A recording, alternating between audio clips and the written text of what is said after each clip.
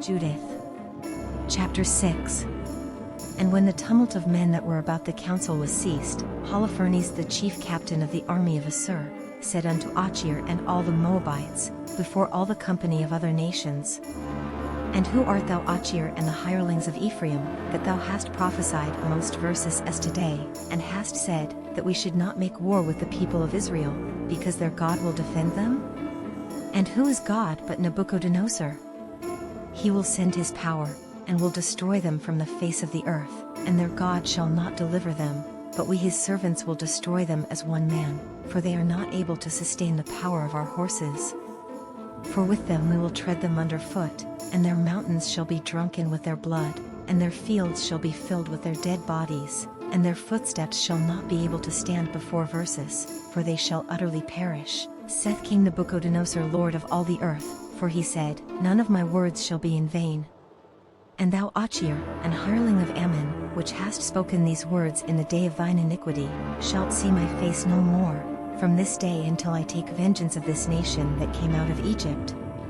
And then shall the sword of mine army, and the multitude of them that serve me, pass through thy sides, and thou shalt fall among their slain, when I return. Now therefore my servants shall bring thee back into the hill country, and shall set thee in one of the cities of the passages. And thou shalt not perish till thou be destroyed with them. And if thou persuade thyself in thy mind, that they shall not be taken, let not thy countenance fall, I have spoken it, and none of my words shall be in vain. Then Holofernes commanded his servants that waited in his tent, to take Achir and bring him to Bethulia, and deliver him into the hands of the children of Israel. So his servants took him, and brought him out of the camp into the plain, and they went from the midst of the plain into the hill country, and came unto the fountains that were under Bethulia.